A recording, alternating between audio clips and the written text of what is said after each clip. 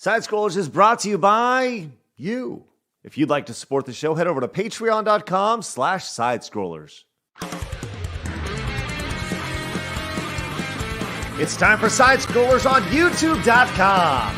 With me, Stuttering Craig. You got a goal? Go get it. Adam Krigler. Hi, buddy. Blab. Hi, chat. I love you. Mwah. And producer extraordinaire, Travis Key. Hi, guys. And brought to you by you, the G2 community at patreon.com/sidescrollers. And now, broadcasting from our homes, it's time for the #1 gaming and entertainment podcast on planet Earth. It's time for Side Scrollers. 5, 4, 3, 2, 1. Welcome on out to Side Scrollers on youtube.com and rumble.com and twitch.tv. Good to see you guys. What's going on? I'm Stuttering Craig. Welcome to the #1 video game and entertainment podcast on planet Earth. Side Scrollers. Good to see everybody. Welcome on out. We got a phenomenal show today. God almighty. I'm excited for this one. It's a Friday fun day, which means we get to hang out with our wangs out and rock out with our what, Blabs? What? Cocks out. Let's go. All right, here we go. We're gonna have a really good show today. Hey, Blabs. Hi, Blabs. I was not expecting that. You were not. Hey, guys. Please don't have your rooster out. Thanks. There you go. I love it. Hey, people want to know about creating uncomfortable moments. That's what I do best. There you go. I love it. I love it. Also joining us today, Travis Keys. Hello, Travis. How are you, buddy? And he's muted. Trav. I already was unmuted, and I muted myself. That's how my morning's going today. I'll just say that. It's been a good one. Been a good morning for sure. For sure. Chancha wants to know why I don't have my Side Scrollers hat on. I actually have both hats readily available to me right now. But the problem is the flat bill hat is not like ideal for me, right? I'm not a flat bill guy. So this is just an option for people, and like people who want to look hip and cool. I'm not hip and cool by any means. I wear the dad hat. I have it right here ready to go. I'll put it on for you guys if you guys like. Okay, sounds good. I will do that. I will. Fine. I will. Yes. Fine. I dare you. Hey, speaking of merchandise, before we introduce our guest today, because heads up, Adam Krigler has died. Jesus Christ.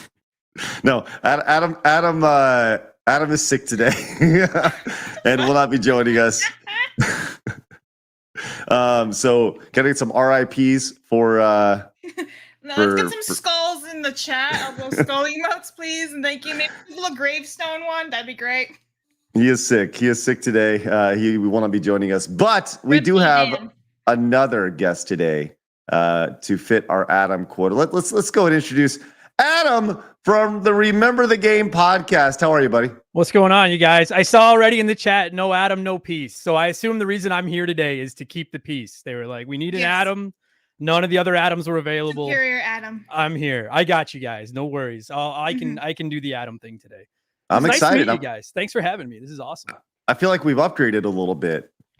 Adam. I don't know. We'll see. We'll see in an hour. We'll see if we feel like that. No, yeah, we'll see how it goes. No, I appreciate you being here, man. It's gonna be fun to talk to you. We're gonna have a really, really good show, man. But yes, we do have our Adam quota has been met today, which is very good. I do want to let you guys know. Speaking of merchandise, hats, and all that fun stuff. Today is the last day that you can pick up the crew T-shirt, the Adams and Blabs and the Craig and Adam and Blabs and Trav shirt. It's all right there, ready to go for you guys. Make sure you guys go pick it up right now. At the store, link is down in the description. Once again, the shirt goes away today. That's kind of how we're going to do merchandise. It's only for a limited amount of time, so pick it up, and then we'll have the regular merchandise available for all. But these specialty shirts are only available for a limited amount of time. So today's the last day, so make sure you guys go pick it up.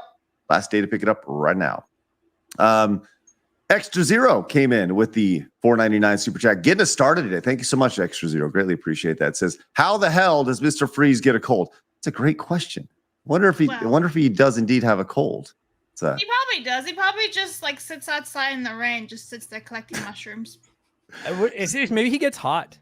Like it's he's Mr. Freeze. He gets like really, when you, I don't know. That's a stupid joke. I don't know. Gets the chills. Yeah, maybe that's what it is. Yeah. I just wanted to shout out. I watch the show sometimes. I wanted to shout out Extra Zero's avatar. I'm a Simpsons like super fan, and I can just hear like I don't want any damn vegetables looking at that. So I love it. Well done, Extra Zero. I like you. I have a request for the memes. I think Adam needs to be like Adam Krigler, Mr. Freeze needs to be like face edited onto the Incredibles Freeze guy. Where's my super suit? Oh, Frozone? Yeah. Yeah, absolutely. Yeah, and look, the Legion of Memers, they're outstanding. We talked about it yesterday. I'm going to be on their podcast here in May, which is very cool. I'm scheduled some time to hang out with them, and I'm sure they're going to be hot at work today, doing all sorts of fun stuff during the show. They are able to flip things so quick. It's fascinating stuff. So thank you guys very much for your support. We love it. As we said, this show is all about, it's not just about us, it's about you guys as well. We grow with y'all, and we want to highlight you as much as we possibly humanly can, because we know that our community is spectacular. So, and that we got a lot to say about it. So welcome on in. If you guys are a member of the 199 coming in over from Geeks and Gamers possibly today, makes you big ups to them. Also, yesterday during the Cobra Cast, I don't know if you saw this, Geeks and Gamers and Jeremy. I'm gonna say Jeremy because I don't have to worry about Jeremy. Jerome. Well, Jeremy yesterday during his Cobra Cast had 171 gifted memberships. Holy shit. That was in the first 10 minutes, Blabs. Dang. Good job, Jeremy. Last night we had 17 to this channel. Can we beat 17 today? That's the question. Who the hell knows? I'm just going to throw it out there. Fuck yes, we can. Absolutely.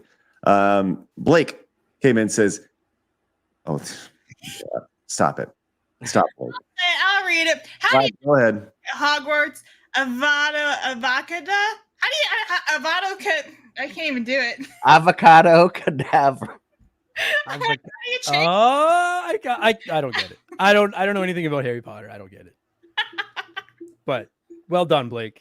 I like it. That was a good joke. Yeah, well done. I was Blake, trying to make it to be like Avada, and I was like, how does that work? Like, here's the thing.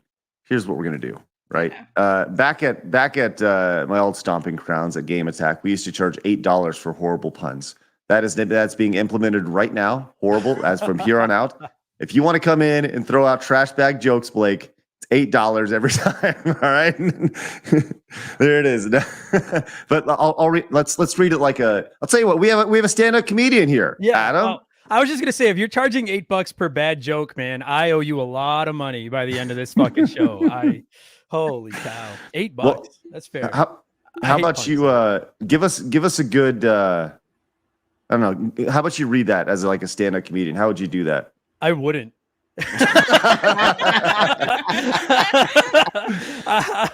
How do you make guac at Hogwarts? And then I would somehow turn it into a dick joke because that's the business. But I don't know Harry Potter. As soon as I saw that, I was like, fuck, I have no idea if that's clever or not. I have no fucking idea. It's clever. It is it? All right, then. No, it is. It's good. All right, then good job, Blake. Yeah, well done. the word is normally avada kedavra, and it's like avocadavo. Yeah. All right. Yeah, you can come open like for me, Blake.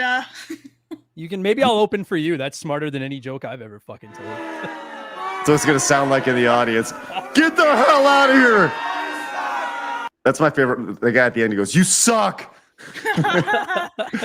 Hey, Paul gets us started today with a gifted membership. Let's go. Thank you so much. Yeah. Get the counter going. That's one. Blabs, you're gonna keep track of those, okay? One. I'm bad with math and numbers. You just got to put a chicken scratch number down on a sheet of paper or something. All right. I'm on it like Donkey Kong. Huh? No? Damn.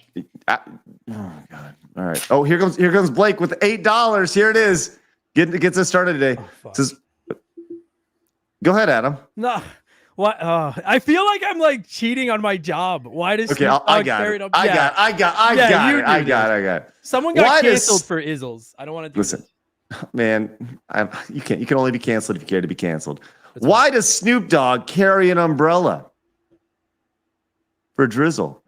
Mine Izzle. Let's go. I love that. You're gonna be full of drizzle. Gotta put some type of accent. You're gonna get canceled for saying that. Yeah. Yeah, Hey. that's the end of side scrollers. We just did it. Yeah, I get it. Adam's not here today, so now you guys can drop all your puns and not face the wrath. I get what it is. Yeah. Monday he's gonna come in here like just losing his fucking shit. But Amazing. That's okay. Yeah, I like it. That's awesome. That's awesome. I love it. I love everything about this. And, it's wonderful, wonderful stuff. Thank you very much for your horrible puns today. Appreciate that, Blake. We're going to have a good one. Hey, we are 35,500 strong here on YouTube. We are growing quickly over on Rumble. In fact, we have nearly 600 people looking at us right now on Rumble. Yay! Hi, Absolutely. Including a brand new, bam, $20 Rumble rant coming in. This is awesome. Look at this. You guys, make sure you go over here, hit the follow button over here. Check it out. It's from KS Man. It says, to my favorite podcast, my two favorite podcasts all in one. What a great way to start my weekend. Oh. Give it up for KS Man right What there up, with KS the Man? $20 Rumble rant. Hey, I want to see this over here. I want to see you guys in the chat saying hello over here. I'd really appreciate that. That'd be great. Once again, hit the follow button over on Rumble as we cast our net far and wide.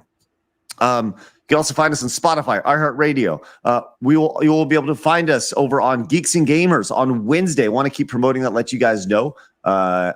Next Wednesday, Side Scrolls will not be live on this channel. It'll be live on the Geeks and Gamers channel, and then I'll put it as a video shortly after here on this channel. So if you don't want to watch on Geeks and Gamers, that's fine. You can still watch it here. I'll probably premiere it as a thing. So make sure you guys, if you're tuning in, give us a thumbs up wherever you're watching, whether it's on Rumble, whether it's on YouTube. Definitely not on Twitch because they don't have any sort of algorithmic thing with that because they suck.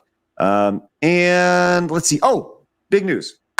We were talking about this gentleman earlier this week. We saw a gameplay of a gentleman named Handy Capable Sean, who was playing through Elden Ring with his chin. Last night, I saw a clip of him playing through Gradius on the Nintendo Entertainment System, beating the game with his chin.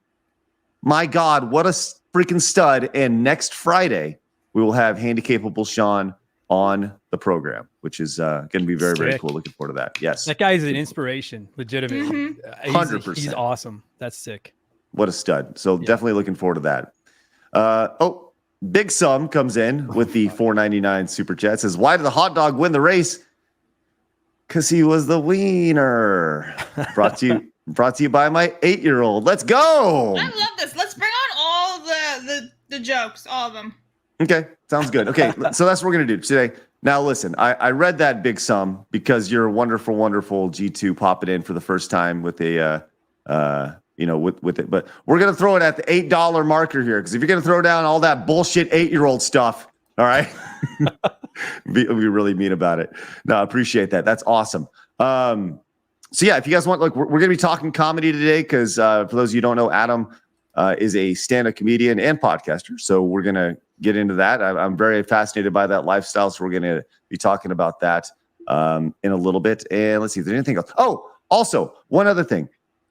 I want to try this out today.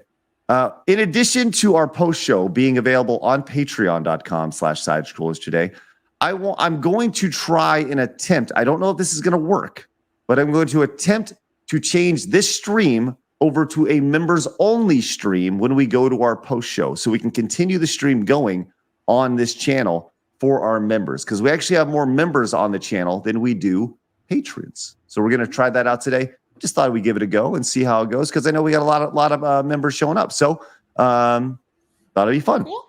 Yeah, give that a go. All right. With all that said, that was a long ass intro and here we are getting ready to go on the runway. Appreciate that. Once Hi, again, you guys What's that, Blab? You didn't really introduce yourself. So, hi, Craig. How are you? Oh. Wow, that's great. Yeah. I'm doing good. I still coughing, man. Still coughing. I'm gonna have to.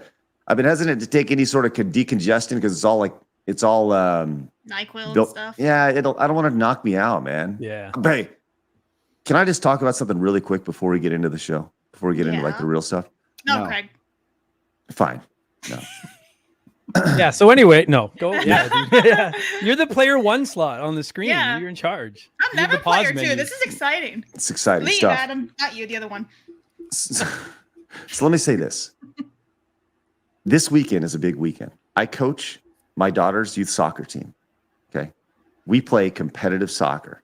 This is not like rec league bullshit, right? We've taken the step. We've gone up to competitive soccer, okay?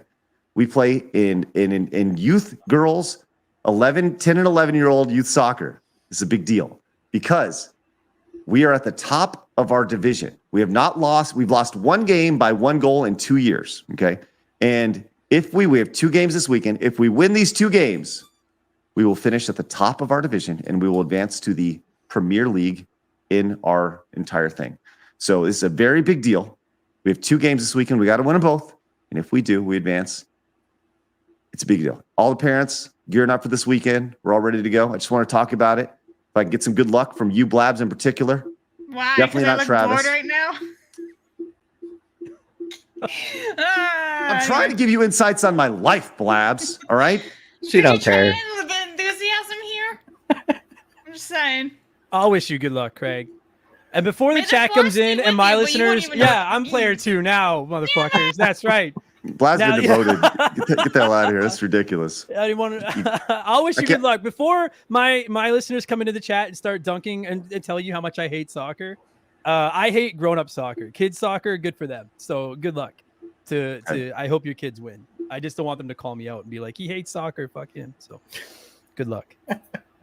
You know, a lot of people don't like soccer until they actually get into it. They have a kid playing or something along those lines. Yeah. As I've coached it, fine, I'll bring Blabs back in. Fuck you, Blabs. Jesus. I was about to There say, you you go. know, like, good luck to the kids and all that. And, you know, I don't really care No, about you Craig, weren't. but the No, you kids, weren't. Good luck. The Hey. point is that it's going to be a big weekend. All right. I'm really excited for this. So there you go. Hey, we got some more jokes. Check it out. If Stratus says, how does The Rock pee? He Dwayne's his Johnson. Ah. No, you don't respond. Yeah, it's like the kid in school. You don't encourage them, right? Don't encourage that Yeah. shit. Nobody Ridiculous. encouraged me, and look how I fucking turned out. So That's right. And Willing Through Life with Brian says, let's go, Coach Craig and team. Hey, thanks. Appreciate that. That's great. Listen, that's all I was looking for. A little encouragement. yeah, Appreciate got that. 'em. All right. Hey, go Go get them. Craig. Go get them, guys.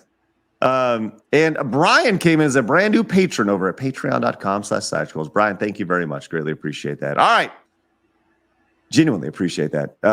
Let's get into it. It's time for my favorite segment, your favorite segment, everybody in the world's favorite segment. It's time for Hard News. Let's go. Is hard news. Adam from the Beyond. What's that? It's Adam from the Beyond. He said it.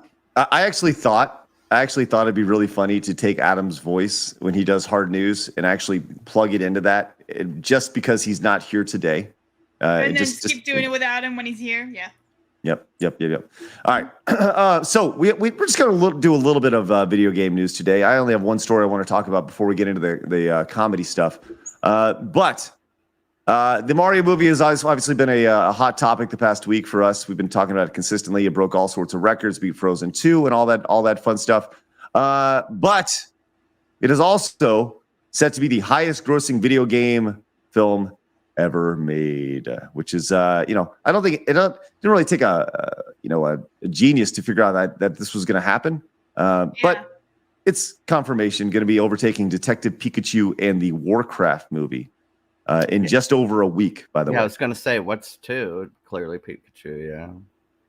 So it's at $437 million worldwide, which Good is for them. That's insane. crazy. Yeah. Fuck. Already. Yes. Like, And- it's still going. That overtakes 2016's Warcraft, which had a total of 439, or it will overtake here. Probably by the time I'm saying this, it'll overtake it. So 439 million over the worldwide lifetime gross, and Detective Pikachu made 433 million, which both are. That's like, when you're dealing with that many hundreds of millions, it's just like stupid funny money. But it's weird to see kind of the groundswell of support behind this movie. Yeah, now I'm wishing I would have bought some Nintendo stock a couple of months ago, Yeah, no shit, eh? to be honest. 5 years ago. Fuck. Yeah. Because it's like doubling what they make. Yeah. Because it's this movie, insane. imagine the merchandising they're going to make from just this movie. The And then movie's going to sell Universal too. DVDs, re-releases. Yeah. It's going to be like $5 billion by the time it's done. It's a good thing people like it because we're about to get a lot of these fucking movies. Yeah. Like, there's no way that they like. Why wouldn't you? You own like I'm gonna get out of the way. I'm a Nintendo fanboy, but they own like some of the most valuable IP in the world, not just in gaming, but in the world. Why the fuck wouldn't you keep making these? Mhm. It's Well, like as long as just it's keep good. making them decent, and I'm all for it. Keep making them. I want them.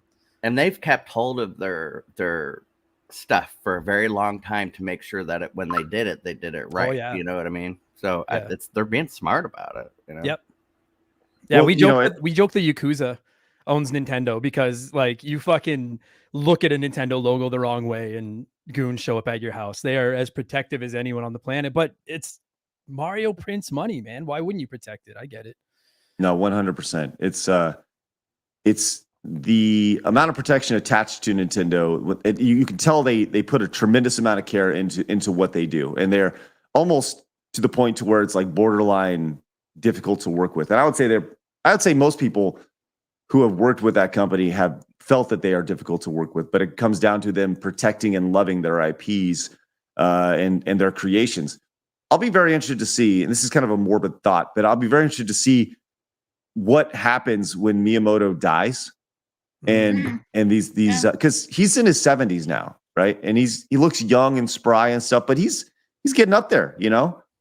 He's been around for 40 plus years now, and he started this in his 30s. So what happens? You know, is this going to be one of those things where, you know, could they? But I don't know. I don't even know where to go with that. It's just crazy to think like, about. What Man. are the legalities with that? Like after he dies and stuff, would be interesting.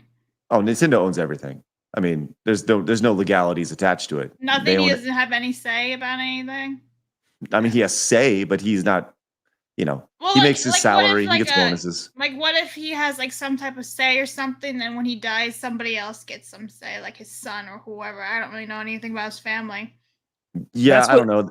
That's what worries me is like I think Miyamoto's a genius, like a genius. And what scares me is like when he goes, it's selfish, but like whoever's calling the shots for Mario and stuff, because he's got creative input, he's still involved in all the games and everything. That's what worries me is like there's some fucking weirdo from some company that's never done video games suddenly like, hey, we should have Mario. Oh, he's done I was trying to think of something he hasn't done. He but should be a cat. Done yeah. He should be a cat. We should make him a doctor. Why don't you know what I mean? Like he's done fucking everything. But that's what worries me is like what happens when Miyamoto's gone, because the Nintendo, like some of their franchises have been very hot and cold. I would argue their sports games are kind of not as good as they used to be, but like Mario is still Mario. Like even a bad Mario game is still Mario. And that's what worries me is what happens when he's gone. Yeah. Like who you can't replace that. I'm sure he's been, for lack of a better word, grooming his successor here, coming up. And as pointed out by Yumi in the movie, says Nintendo's been a company for over 100 years. Yes, but how long have you known about Nintendo? How long have they been culturally relevant? How long have they been producing movies that have generated $437 million in a week? Not very long. Not very long. I didn't know it was a 100-year-old company until a couple weeks ago. So yeah, that said something. And as Chichan says, but he's only 70. In Japan, they live until 100. So at least 20 more That's years. true. Yeah. But so anyways, obviously good stuff for Nintendo. Congratulations for them just blowing all expectations out the water. I'm probably going to see it this weekend for the first time. Adam, have you seen it? Yeah, I saw it last weekend, and I'm going again actually in like 2 hours. As soon as we're done this podcast, I'm going to see it for the second time. Only the second movie I've ever gone to the theater to see more than once. I just loved it that much. It's just it's like just don't expect. I always go to Shawshank Redemption as my example of like a great movie. Like don't go expecting that. Just go in and just expect a fun movie. Like, and that's all it is. Just enjoy yourself. It's awesome. It's awesome. Vlad, you saw it, right? Did you see it? No, I haven't. I'll see it when it comes out, like on Blu-ray or something. Oh, you're I'm in one Guam. of those. The movie theaters are far away. True. You got to travel 14 miles to get to the close theater. Uphill both ways. Yeah, on That's a go. Right. Hey, if you guys are tuning in right now, 1,300 folks watching us live over on Rumble. Welcome on in, guys. We are a daily podcast Monday through Friday from 11 a.m. Central Time to pretty much whenever we want to stop, usually around 12:30 or so Central Time. Make sure you guys hit the follow button. We'd really appreciate it if you guys would, so you guys get notified. Today, they're being really nice and giving us a little bit of front page promotion. So make sure you guys hit the follow button so you get notified whenever we go live, which is Monday through Friday, 11 o'clock. We're live on Rumble, obviously, Twitch, and on YouTube. So casting the culture net as wide as we possibly can. Captain Philly came in with 100 bits, and I can't believe I'm going to read this. Two fish swim into a concrete wall. One turns to the other and says, "Damn." That's not bad. That's not the worst we've had today. That's not That's the worst funny. we've had today. I like it. William says, "That's a lot of viewers on for a site I just heard of." Well, yeah, you guys go over and make sure you guys follow us over on Rumble if you guys haven't already. It's a pretty fun little platform. John came in with the $5 super chat. I don't even know if I can read this, but it says, I'm going to read this as it's written, and it's written this way on purpose. It says, "I was my suicide letter, and my friend passed, and I corrected my grammar." I don't even know what the hell that means. Is that a joke? Yeah, it's over my head. I mean, I'm 5'6". Lots over. That's over my head, though. I don't. 6. 5'6". Cool, nice. Yeah, Fuck you, that slam ball. What are you, like I know. 6'3"? 6'4", yeah. Fuck you, Craig. I'm a big dude. John, thank you very much. I'm sorry about your grammar issues. Sorry about your grammar. All right. Let's get into this, man. Let's get into some jokes and stuff. And by the way, that's hard news for today. That's all I really wanted to talk about. It's a slow news day, and I'm glad we have a good guest like Adam in. Blabs, you're still in 4-player spot. Sorry. You You're won gonna stay there. the one time I can be player 2. It just never happens. I'm always You ruined it demoted. for yourself, Blabs. You ruined it. You told a horrible, boring joke. You could have made it lively, and the joke What's was you a horrible, coaching. boring joke about talking The about my joke kid's is you soccer coaching. team? The amazing story is the kid's gonna go play soccer. You. Coaching. Okay. All right. Let's get into this. I want to talk to Adam for a little bit. Adam, first, tell everybody who you are, what you do for a living, and tell everybody about your podcast so everybody can go find it. Sure thing. Yeah. So yeah, I'm Adam. Not Adam Krigler. I'm the Canadian version of Adam Krigler because I have the beard and I love coffee, but much less successful. Not quite as intelligent. It's Canada. That's Canada, the U.S. I am Canadian. I'm a Canadian comedian. And I also host a retro gaming podcast called Remember the Game. We've been around for about 5 years. Craig actually appeared on our show last week to talk about his, Screw Attack. That's where I obviously know Craig from is the Screw Attack days and everything. And I started comedy when I was 32. Most comedians start 18, 19, 20 years old. I drove a forklift for 15 years and hated it.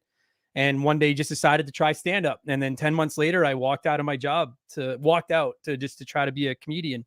And then I started my podcast about a year after that. And I worked hard and got very lucky. And now that's what I do for a living is I tell jokes and talk about old video games 5 days a week. So, Nice. Yeah. Better job. It sure is, man. It sure is. Fun.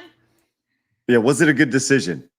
Yes. Fuck yeah, it was. Oh man. I don't want to say most of my listeners know the company I worked for. I don't want to say them because they're a very big company and I don't want to get you guys in trouble, but Amazon.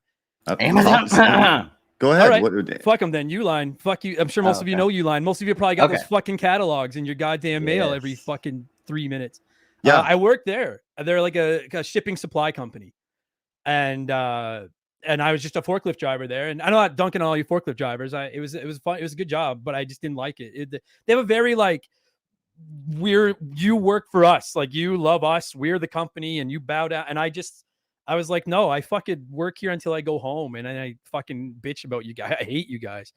And they have a weird policy. I'll tell it. They have a weird policy every year. They make all their employees at every one of their branches film a clip from a popular movie using Uline products as props, but you have to put the owners of Uline into the movie and 2 of the employees have to play the owners. Then they pay all the staff overtime to stay late and watch all these videos once a year. It's so fucking, I swear it's so fucking weird. It's and they team were building. Team no, building. it isn't. It's fucking weird. It's and only they were team building if it's fun. Yeah. Like, And they have it's weird. So anyway, they were like, Adam, you're a comedian. I'd been a comedian for 10 months. They were like, we want you to play the owner of the company. And I was like, nah, I don't want to do that. It sounds dumb. I just want to drive the forklift. And they got really mad. And the manager of I was kind of getting sick of them anyway. And the manager of my warehouse said, "You're a disrespectful insubordinate. And when we're done filming, I'll deal with you." And stormed off. And when they came back from filming, he was like, "Where's Adam?" And they were like, "He left." And I just never went back. I left my uniforms on the front step, just laying there the next day. So I get my final check, and I never went back. Fuck them. That's crazy. So they found out what you did in your free time and then tried to force you to do it at work. They can fuck themselves. They knew that I was a comic. I had told some of the guys around there that I was starting to do comedy, but yeah, they were like, "We want you to be in this stupid movie." And I was like, "I hate this company. I don't like you guys. And no, I don't want to be in your stupid movie." And and they did not like that. So and let me do this so it'll come out 20 years later when I'm nice and successful. So yeah. People can yeah, watch it. exactly. So I fuck you line is my go-to. I say it every chance I get. I hate them. I can't stand them. So anyway. No, I think, that ask of well, I think it'd be really good if we all recreated movies using Uline. It's like, that's something that some executive was like, we're going to have some team building, and somebody who's not on the floor, doesn't pack, doesn't drive a forklift, has no idea what the fuck they're talking about, has never rolled up their sleeves a day in their life. It was like, this will be really good for morale and everyone's going to love it. Yeah. That may have all been the case, but not when you force people to do it. Exactly. You know what I'm saying? Yeah, I'm anti. Like, listen, I'm not anti having a job. Like, I've had a job since I was 14 years old. I'm 39 now. Like, I believe in earning my keep and all that kind of stuff. But I'm not one of those. I fucking can't stand it when the company is like, you all need to be about us 24 hours a day, 7 days a week, and all that. You know what I mean? And it's like, but then if I call in sick, I need a doctor's note because you don't believe me, and God forbid I do this and this. If you force me to fucking go to an event, that's when I start to dislike you. Like, this should be a transaction. Let me show up, and for the 8 or 9 hours a day that I'm here, I will work my ass off. And then on payday, every penny of the money you owe me better be in my account. But the second I clock out, I could give a fuck about your company. Or how about if you want me to care about your company, give me shares. Yeah. Now maybe I'll care about your company a little bit. That's just what I was going to say. How about you take care of me and give me extra things, bonuses, and Christmas things and stuff, and then I might feel inclined to do that for you. Until then, you can fuck yourself. Yeah, exactly. So I think it is important for people to feel ownership in their job. There is from the transactional relationship. I get that. It's tough as somebody who, so you're your own boss now, Adam, right? Yeah. And do you have any employees? I have a couple of people I pay on almost like a freelance, like once a month to help me out with some promotional stuff and things like that. But no, I do 5 podcasts a week, and it's just me. I have a co-host on one, and then I have a rotating chair that you were on the other one. The other 3 are just me. I write, edit, upload, promote, do it all. And then I also don't work for any comedy agencies anymore. I book all my own comedy shows and do all that. So it's just me. Yeah, it's just me. Cool. Just curious. Busy. I want to remind you guys, if you guys are over on Rumble, once again, look, I added a thing while we were talking. Make sure you guys hit the follow button over there. For those of you guys who were just curious, just watching from afar. All right, let's okay, so I wanted to Platypunk came in with a super chat. Sorry, I got a little distracted. This one? Yes, you may. How do you roll up a frozen cowboy? Yeehaw! How'd I do? It's like a delivery was an 8. Joke material's like a 6, but the delivery was an 8. He's gonna kick me again. You can't like bring me down from player 4 anymore. I always like to hold on to the "you suck." You sounds like you got that from one of my shows. Like, I recognize that voice. Like, I love watching comedians get heckled. I fucking love it. This is the best. So okay, so let's talk about this. You left your career, or you left working for Uline, and you're like, I'm gonna go do my own thing. I'm gonna go get it. I'm gonna be my own boss. I'm gonna go be a comedian. At what point what happened that made you go like, this is it, I'm done? I've been thinking about it for a long time. I I always say that, like, and I don't mean to sound like I'm blowing smoke on my own. Like, I'm not a very talented person. Like, I'm not athletic. I'm not big. I can't sing. I can't draw. I can't play any instruments. Uh, I've always liked funny. Like, I've always thought it's always been the one thing that I was like, I think I could do that. You know what I've never felt that about anything else. That was always the one thing.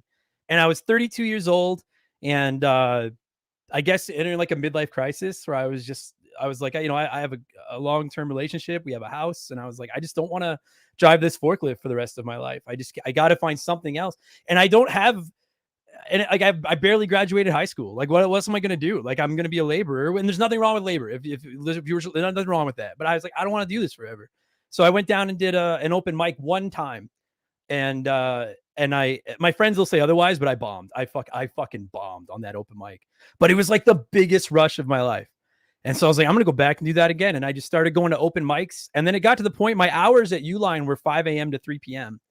And I'd be out at the open mics till 10 or 11 o'clock at night. And so I would sleep in my car at lunch at Uline because I was out doing the open mics at night, just trying to figure out how to be a comedian. And I started getting the occasional like weekend gig, $100, come open for a guy at a bar and stuff. And I was like, this is so much more fun than driving a forklift. And then that just happened to be, I would have quit eventually, but it would have taken me a couple more years. It was just, I don't take well to being disrespected. You can disagree with me. You can make fun of me. I don't care, but you don't disrespect me as an adult, as a person. And when my manager yelled at me, I was like, go fuck yourselves. And my girlfriend was actually the one that was like, you should just walk out. Fuck them. Well, and think about that. They had somebody who was willing to sleep in their car on lunch to stay working for them, and they drove them up. If that ain't loyalty, I don't know what is. Yeah, it was. I don't know, man. I don't want to get on like a soapbox and act like, because I don't know why we're all here. I don't know what the meaning of life is any more than anybody else does. But I know that, if all we know for sure is you get one shot, and maybe you come back and maybe you don't, but you get one shot. And at 32, I was like, I'm not spending the next 30 years of my life working for a company I can't fucking stand to make people I don't like more money. Like, I'll go out and try. And that's what I always tell people. Just try. I knew I could get another job. You can find a job. If you need to find something, you can bag groceries, you can flip burgers, you can find something. You don't have to go all in at once. I spent 10 months grinding. Just take a shot and try. And that's what I did. And I kick myself for not trying it 10 years ago, 10 years earlier, because who knows where I'd be now. But I guess that's what it comes down to, is I just figured I have one life and I want to be as happy as I can while I'm living it, There you go. As Blake says, you had a goal, you went to go get it. Yeah. And you did it. So at what point were you like, at a certain point, you have to, you're able to book your own shows and be booked at these comedy events, these comedy venues and such. What is that process like? Walk me through, because, are you playing, what type of clubs are you playing? Are these 30-person venues, 100-person venues, 500-person venues? Like, what are we talking here? Now I do just about everything. Now I do mostly private events. We call them corporates in the business, and it's stuff like a company will hire me for their work function or their party, or I do a lot of fundraisers for animal shelters and sports teams and stuff like that. But I do still work the clubs. I can't speak to how it works in the States. It's kind of weird. American comedians can come up to Canada and work up here, and I don't know what exactly the tab is, but it's something like a $200 fee they have to pay to come up here and work, something like that. And a lot of the time the clubs will pay it. They're bringing up the comedian. They're like, we'll cover that working fee or whatever. For a Canadian comedian to go down to the States to work, I get asked all the time by my listeners, will you ever come to this city or this city? We need a work visa. I cannot make a dime doing stand-up in the States without a work visa, because if I get found out, I'm not allowed to come back to the States. And I love coming to the States. So, and to get that work visa, it's about a $10,000 process to apply, and you're not guaranteed to get it. Yeah, so this is one of the crazy things, and we're treading on politics, but it's one of the crazy things. Like, I can, as an American, I can go to any country and just get right in. Mm-hmm. But Canadians have a problem coming here to do some comedy for a night. Like, are you kidding me? Like, yeah, it's I mean, yeah, it's frustrating. We always joke that like Canadian comedians are the bottom of the comedy food chain, because it's just hard, man. There's not a lot of us, and it's hard. So I can't speak exactly to what it's like to work in the States, but here in Canada, I'm fortunate to live in Edmonton where we have 2.5 comedy clubs. One of them doesn't count. It's in the back of a bowling alley. It's fucking weird. But the other two are like legit comedy clubs. And so you start out just going to the open mics there. You go to the open mics there. You go to open mics at bars, anywhere. Dude, you go to karaoke nights. You go to karaoke nights and you just, when it's your turn, you're like, can I just do 3 minutes of stand up? Like I've done that. Most of us have. Anywhere you can get on stage. And it's all about just trying to get comfortable and writing some jokes. And then what ends up happening, what happened to me, what happens to most of my friends, eventually either a known headliner will see you and like you and start taking you on the road as an opener. And that's one way in. Or you just start doing the open mics at the clubs long enough that eventually the manager of the club, we call it, passes you. And they kind of put you on the rotation to start hosting or being the opening act at the comedy club. And then you just, like, that's kind of step one. And then you just keep grinding. You need to develop a social media presence. You hopefully find someone to represent you. There's 100 different paths to go once you get in the door. But that first couple years, it's just trying to come up with 10 minutes that doesn't suck and just fucking grinding. Well, how long did that take? How long did it take for you to be like, okay, I think I got a good 5 minutes here, a good 7 minutes? It took me, I would say it took me probably 3 or 4 months. The first couple of months, it was just trying to get comfortable on stage. I was trying every joke I could think of. And then I don't know if everyone can tell, I have a lazy eye. My eye goes wherever it wants. This one does. And a buddy of mine that has a speech impediment, that's a comedian, Ryan, he was like, bro, you need to own your eye on stage. He's like, everyone can see it. Make a joke about it. It'll break the ice. So I started telling jokes about my eye and it just hit. And that was what got me my first gigs. A headliner in the city saw me and was like, and they're clean joke. I'm a clean comic. Like I have no problem with dirty comedy. We can get into that. I love dirty comedy, but it's just my sense of humor. I work clean. And so he saw my lazy eye stuff and was like, that'll play at a corporate show where you're not allowed to swear or be offensive. And so that was where it started. And then now I know that 5 minutes about my eye works. So now I start writing 5 minutes about asthma because I also have asthma. And once that works, I put them together. Now I have 10 minutes and then I bench that and I start working on. And so it started at about 3 or 4 months. And then at the 10-month mark, I had about 15 minutes, which is not enough. 15 minutes is not enough to quit your job. But if your boss asks you to be in a stupid movie, you can make it fucking work somehow. Right. So I have a question. So when you first start trying to be a comedian, I've noticed you have to like test jokes like you were talking about and test out content. Did you ever get people who were following your career who complained about hearing the same jokes because they don't understand that you have to, sometimes use the same material in different clubs and cities? Not too often. It's a concern, like especially if you host your own like weekly open mic, which I did for 2 years. You get the regulars that come out, and that can be stressful because you're like, I only have 10 minutes of jokes, and I need to do 10 minutes a night of just hosting, and I don't have any more jokes. But I think that's why you go to the open mics. You try new stuff. There's no fear of bombing. If anyone watching this is a new comedian or has ever thought about being comedy or being a comedian and you're worried about bombing at an open mic, I promise you, nobody cares. Nobody cares. If you bomb at like a paid show, that's a little different. You don't take those till you are confident you won't bomb. But an open mic, nobody So like, to answer your question, Trav, I'll try new stuff. I would always try new stuff. And a lot of it would bomb, but nobody cares. It's just, that's how you learn. 4 out of 5 jokes don't work. And then the one that does, that's the one you hold on to. So Atini asked a question. It says, are you even allowed to be a comedian in Canada? Don't you just get canceled and fined $200,000, get fined 200,000 loonies when someone gets offended? So Canada's culture is a little bit different than the United States. It's traditionally thought of as a little more polite, and people do seem to be, there are different laws. And when it comes to the way you can speak up there, there are different laws in different states here though too. So right. Well, have you run into I mean, you said you do a lot of corporate gigs. Yeah. How has that changed the last few years? Has it changed at all? A little bit. Like, so again, I very early, like, so Jerry Seinfeld was my favorite comedian growing up, and so I see that influence in my act. And then about 2.5 years into comedy, I started doing a lot of crowd work. And now that's primarily my act. I don't write a lot of jokes anymore. I love to just improvise and do crowd work. And when I say I work clean, it's mostly just like I cannot swear. You know, I can make the occasional sex joke, but they're very like PG-13 sex jokes. Mostly when you do a corporate, it's just, you know, don't swear, you know, there's certain words that people have phased out of their vocabulary, which I think is a good thing. You know, slurs for homophobic or for homosexual people.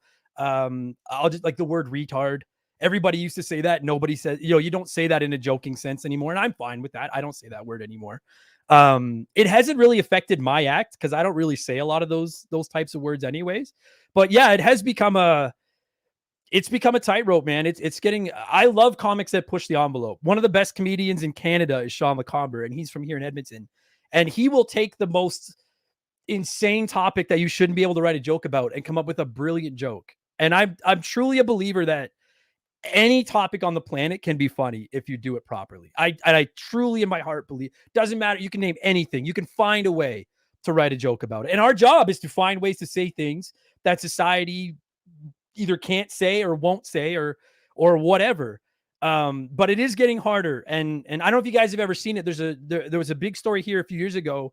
I can't remember the comedian's name. It was a Canadian comedian was making fun of a handicapped person in the audience. And it ended up going up to the Supreme Court because that person's family took him to court for making fun of him. That's the most ridiculous thing I've ever heard in my life. It is ridiculous. Listen, what was the outcome? I think it's still in the courts. I think it's still in it's I'll tell you, I know at one point he lost and then he Mike appealed. Ward. That might be it. I'll be honest, like my knowledge of comedians is minimal. I don't know what it is. Since I started doing comedy, I don't like watching it very much anymore, but I know of it. And I'm trying to figure out how I want to say this. Because they may come after you if you do say it wrong. Yeah, it's just okay. So I guess my thought process is like if you're listening, like if you go to a comedy club, you waive the right to be offended, and I think most comedians feel that way. You bought a ticket to go watch a comedy show. You're welcome to not like us. You're welcome to be like that comic sucked. That wasn't funny. But you bought a ticket to come watch. It's not quite the same, but like. When you buy a ticket to a concert, you don't know how they're going to play their guitar for every song. Mm-hmm. I know it's not the same because it's pretty hard well, in today's society, it's not that hard, but you might not offend somebody with how you play a guitar, but we're artists too. And our guitar is our jokes. And when you buy a ticket, you don't know how we're going to play our jokes, but you're welcome to walk out and say it sucks. They certainly might be offended by how a singer dresses though. For sure. Yeah. Well, okay, hold on though. Well, that's interesting though, because you said as comedians, we feel that when you walk in that you waive your right to be offended. Yeah. But does your audience feel that way? Because apparently they don't. I would say 95% of people do. Like, well, but I mean it's that 5% that fucks everything up though. Yeah. And isn't that true for everything though? Of course, like Chacho over here says that the guy lost. He had to go to the Human Rights Tribunal. Freedom of speech does not exist in Canada. No, it doesn't. It's ridiculous. My idea of comedians is their job is to show us where the line is, and sometimes push it farther, so that things become normal. And if we don't have them doing that, then we all become stiffs. Yeah, I mean, my thought, like, if you hire me. And that's what I mean with these corporate shows that I do. If you hire me, it's in the contract. Let me know before you sign the contract what you want me to stay away from. And then it's on me to take the gig or leave it. And that's fine. You hired me. You're paying the check. And especially if it's a corporate event and you have your clients and stuff there, and you don't want to risk losing a client because the comedian went up and said something, you tell me in advance. And I have the right to say, no, I don't want to take your gig. And I have done that. But when you go to just a general comedy club, no, you don't. You can be offended if you want, but shut the fuck up. No, leave. Nobody cares, and most people are good. I don't push the envelope like some comedians do, but I maybe once or twice ever have I seen an audience be like, "Fuck this guy! I can't believe he said that," and get offended by it. Pardon me?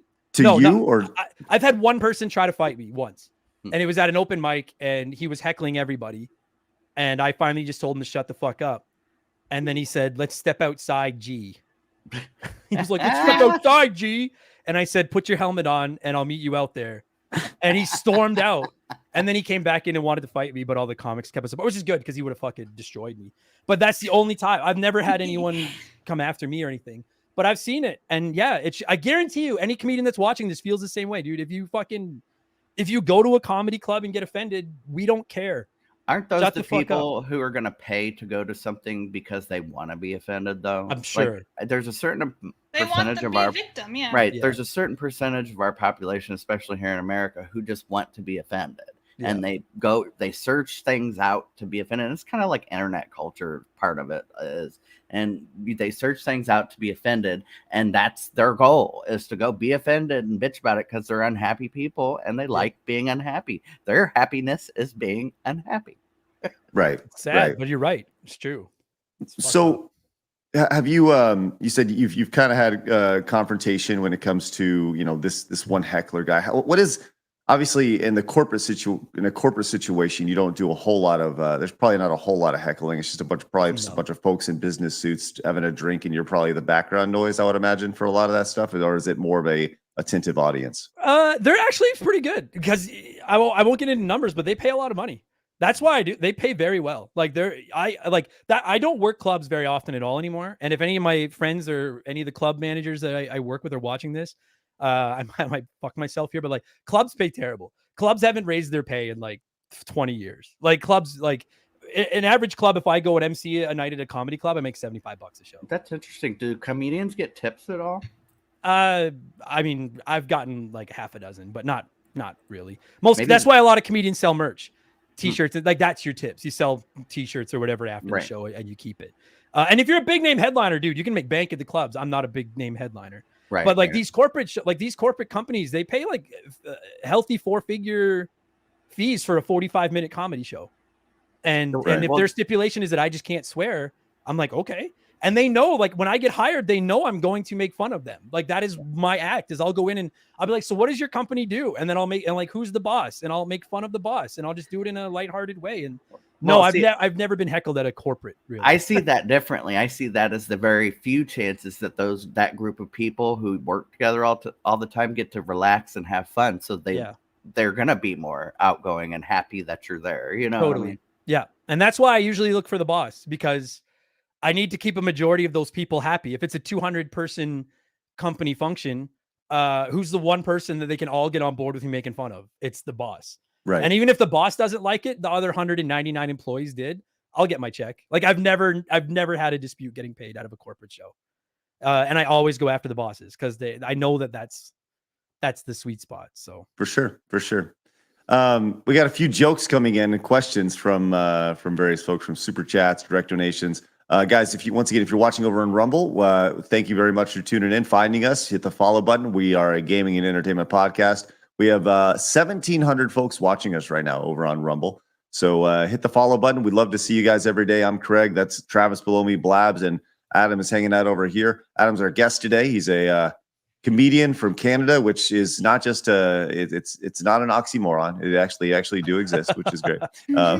Some of the most famous comedians that we have in the States are Canadian. Yeah, because they all moved to the States because nobody cares about us up here. So they go down there and get paid. Yeah.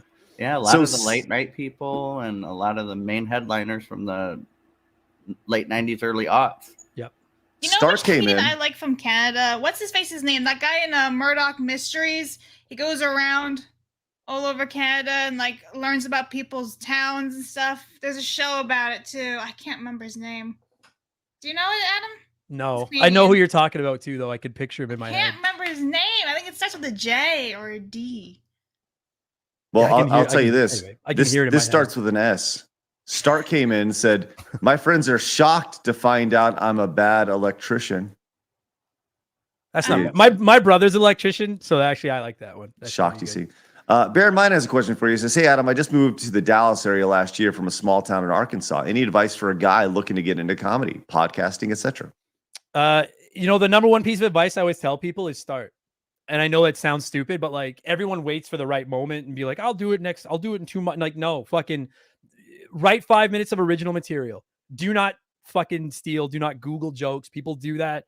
That'll get you. If you bomb, no one's going to care. But if you go up there with jokes off the internet, you'll be ostracized before you start. So start, come up with some original material, stick to your time. If you're told to do 4 minutes, don't do 8 minutes. If you want to go short, but don't go over your time. And move the mic stand. That's the one everyone forgets. When you take the mic out of the mic stand, don't leave it in front of you. I know it sounds dumb, but the comedians will notice. Just move the mic stand. Why? And don't take a comedy class because they're a ripoff, and don't do it ever. No good comic has ever taken a comedy class. Fucking quote me. No good comic has ever done it. No, but what's with the mic stand? What's that about? It's just because it's in your way. So then you're standing Okay. behind it talking, and it looks. And I know it sounds dumb, but like every comedian, that's one of the pieces of advice every comedian will give you. If you leave it in the mic stand, that's fine. But if you take it out, move the mic stand. You'll look so much more professional. Then you can bomb for 4 minutes, but move the mic stand. You'll look better. I promise. Yeah, and William says you can always leave early if you're bombing. That's right. Just walk off the stage. That's the big leap when you start getting paid. Is now you can't leave anymore. So be confident before you don't take paid gigs too early. Don't take them until you're like, if I do bomb, I know I'll stay up here and power through. Because do you think doing things like the growlings or like improv on the stage helps comedians maybe learn to be in front of an audience and be okay with just being up there? Some do. A lot of I don't know what it's like around the world, but I know up here, a lot of comedians make fun of the improvers. Like we're on like opposite sides of the bat. So I did a festival one year where they had an event where they had the comedians do improv and the improvers do comedy. And I learned a lot of respect for improv. That's hard, man. I learned a lot of respect for improvers after that. But yeah, like that's, dude, get on stage, man. It doesn't matter if you're in like a play, it doesn't matter if you're doing improv, if you're doing karaoke, if you're doing obviously try to focus on stand up if you want to be a comedian, but getting comfortable on stage is like working out. You can't work out once a month and expect to get in shape. You need to get up there. Like in my I keep track of every show I've ever done in an Excel sheet. I don't know why I started doing that, but when I started, I was getting on stage 25, 30 times a month. And it's just, you have to get up in front of good crowds, bad crowds, big crowds, small crowds, no mic, bad mic, good mic.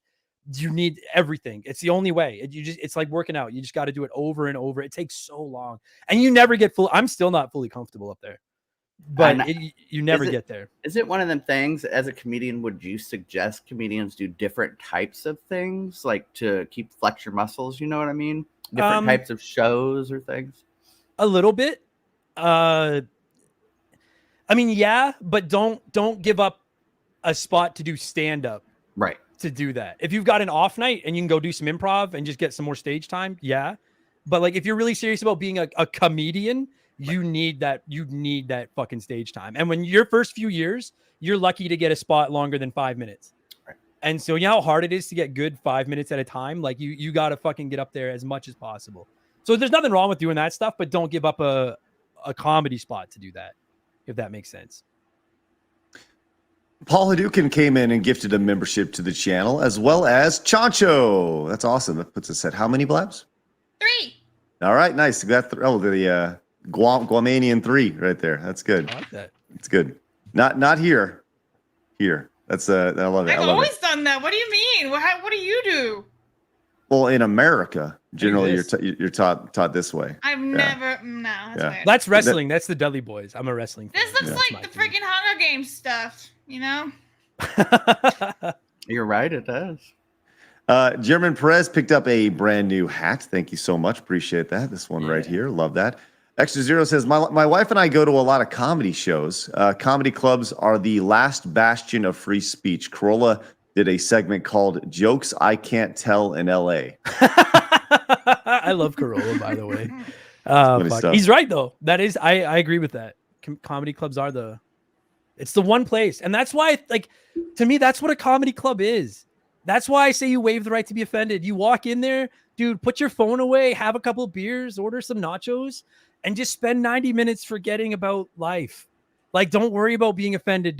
Just watch some dumbass go up there and say dumb things and have fun. Like, it should be like safe space is it should be like the new safe space. You know what I mean? Like, it's the one place where you can say whatever you want be fun. When you go to a new city, can you get a good idea of what, let's say, the population of that city is like by people who come to the comedy club, or is it not like a good segment because they're there for a specific reason? Right. When you did clubs, yeah. Yeah, I still do them on occasion. I would say, it's hard to read What I like to do is I do a lot of small town shows, like I say, animal shelters, local sports teams and shit. I like to get in town early and just go for a drive around the town, drive around the city, and then you like, dude, that's another piece of advice. Once you start going on the road, comics, get into town 45 minutes early, go for a rip. You'll see 2 or 3 things, make a note, crowds eat it up. If they have a shitty mall, get on stage and be like, I went by your mall. You know, and like that's all you have. Like that's all you have to do, and just be like, I can't. How did you have 3 money marts like in the same strip mall? That's in like nice place. This is like all you have to do, something little like that. Notice like a weird landmark, and the crowds, they just see that you've tried a little bit, you know. And I think that really matters. I was told back to relatability. You know, it's Exactly. really important, right? Yeah. I was told by somebody once, if you want to do good in a comedy show in LA, is talk about the 405 and the bad traffic. Yeah. Exactly. Everybody knows how the bad traffic is on 405. Dude, if like I'll get into I was doing a club in Ottawa a few years ago, and I had a joke about Edmonton and about a bad part of Edmonton, and I just asked the servers, I was like, hey, if I was gonna reference like a shitty part of Ottawa, what would I say? And I can't remember the neighborhood they told me, but they told me a neighborhood. And when I dropped that on, I told the exact same joke, but I used that neighborhood. Fucking applause, like people ate it up, you know. It's and like you said, it's just relating to them, right? Those little things, they can make such a difference. You can do 45 minutes of your same act you do every night. Swap out 2 words for a street or a neighborhood in the town you're in. Boom. Make fun of the mayor once. Boom. It makes such it just give them a reason to remember you. Until the mayor sends the cops on you and they say, get him out of here. You can't talk like that. This is Canada. Dude, sorry. Craziest thing that's ever happened to me. I was doing a show in Grand Prairie, Alberta, which if you don't know, Alberta is if you've never been, you're good. You don't have to go there. It's a rough town. But I was on stage at the casino and I was having a pretty good set. It was like 200 people. I was having a good set. And then these 4 cops, big fucking cops, come walking right up to the front table while I'm on stage. And they're like, excuse me, are you so-and-so? And the guy goes, yeah. And they're like, we have a warrant for your arrest. And he was like, fuck. And he stands up and everyone is looking right dead center of the crowd. And I'm standing on stage and I just stopped for a minute and I watched them take him out. And then I was like, aren't you guys going to go with him? Like to his friends? And they're like, nah, he knows what he did. And I was like, fuck, I love Grand Prairie. But it was just, and that's what I mean. Like, you never know what's going to happen. And that's where those improv classes might help, because what the fuck do you do when you're standing on stage and this guy, like they might have had to like tase this dude. Well, fuck. It was crazy, man. I love it. Those are my favorite shows too. Let something crazy happen. Is this it? That is it. The Great Northern Casino, baby. I haven't been there in like 3 years because the agent that books it pays like shit. And so I said, I won't go anymore. That's a hell of a name for a place though, too, ain't it? What, Great Northern or Grand Prairie? Great Northern Casino. Oh yeah, Great Northern Casino. It is it's a sketchy place, man. Good times though. They get you drunk as fuck. I love it up there. So wait, just so I'm clear, I want to know. So you were playing rooms like this. So you're on that stage, huh? That's the room. That's the exact fucking stage, baby. And they were sitting right at the front. And someone got hauled out. They were sitting right just where your mouse clicker was, and they got hauled out for I don't know what they did. But I hope he's on parole. It was never in the news. Hey, Big Top came in with the $10 direct donation. Says, "Go Oilers, go! It's hockey season, and the Oilers are in the playoffs now." They're very with the Stars. We're born with hockey skates in like a lake. I'm a Montreal Canadiens fan, so it's been a rough Habs season. Fan? Habs fan. It's been rough, but I'm also a Tampa Bay Rays fan. I'm wearing my Rays hat right now. So life is they're saving my sports sanity right now. 13-0. Fuck crazy, yeah, buddy. Side note, you got some cool ass shit behind you, by the way. Thanks, man. Yeah, I saw the BD Lego back there. Yeah, I haven't started that yet. And then I don't want to look like a bum. So this is all parts of the Lego Millennium Falcon. I bought a used one off a guy for half the price and took it apart. And it's like almost 8,000 pieces. Wow. And I'm trying to sort it. And so I have no more room in this office. So I just have totes full of pieces behind me. Like I can barely move. And I swear I'm not like a total pig. It's just, I was worried that people would see it and be like, has he got old sandwiches on the floor there? It's Lego. It's all just Lego pieces. Yeah. One of my listeners sent me a Lego set a few years ago and I built it and it just totally reignited my love of Lego. And now that's what I do. To be honest, Lego's the best. I've been considering investing in Lego because there certain Lego sets are skyrocket. It's insane. And it's crazy. I wanted a Ghostbusters Firehouse when they were brand new. They were $400, and I was Yeah. like, I can't spend $400. Now they're like $1,000. Right. I'm like, God damn it! And dude, something so- to double in price, over double in price, that's a hell of a percent, man. It's On wild. It's some almost- Legos. It's almost a joke. Hey, speaking of jokes, Captain Buffalo, see what I did there? I'm a transition master, says, have you heard of the guy who got his left arm amputated? It's okay. He's all right now. That's pretty I good. like that. Yeah, I'll give that an 8, Captain. That's an That 8 was out of good. 10. It's That's an pretty good. 8? Yeah, it's an 8. Wow. That's pretty. okay. Dude, you haven't seen my act, Craig. Your delivery was bad, Craig. See, I will say this. I like any comedian who is self-deprecating, who is, I'm all about that. I love it. I think if you're gonna do crowd work, you have to be, Mhm. because if you're gonna spend 45 to 60 minutes insulting the people that are cutting you a check, you need to show them that, like, hey, you can make fun of me too. Like, I always start off making some jokes about my eye and being short and my asthma, and then I go into making fun of them. You have to. And I think and there are comics that won't. And I'm like, dude, like, get off your fucking horse. When you Like- were talking about that stuff, I realized the comedians who do the best on those America's Got Talent and stuff, they are the self-deprecating Yeah. comedians. They It's are true. all Yeah. every time, and the crowd loves it because it makes you be able to relate to somebody. You know what I mean? Yep. Because people don't like things about themselves. So if you get up there and make jokes about things about they're like, oh, he's like me. Yeah, it goes back to what Craig, it's relatability. Just show the crowd that you don't think you're better. A comedian that thinks they're better than their audience is just, and I know some of them, and they're fucking just the most. I hate them. I fucking hate them.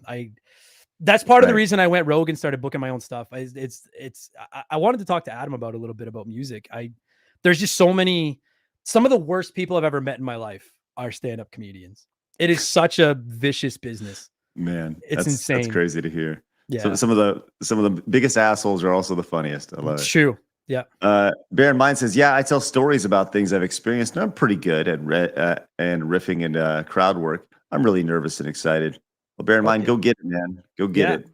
By You the know way, what's- what you said about them being the biggest assholes, yeah, look at Roseanne back in the day. You know, some of them were the biggest fucking assholes. It's Tom it's- Arnold. And, Oh, you know, dude, we had Arnold at a club here a couple years ago, and it was like historically disaster. Like, people were walking out all over the place, and that dude, he needs to get some help, man. He's a fucking mess. Oh my god. yeah, he was a good comedian when he was on drugs. That does Yeah. not say I'm saying people should use drugs, I but do not condone. he was much funnier when he was on drugs. Yeah, he was.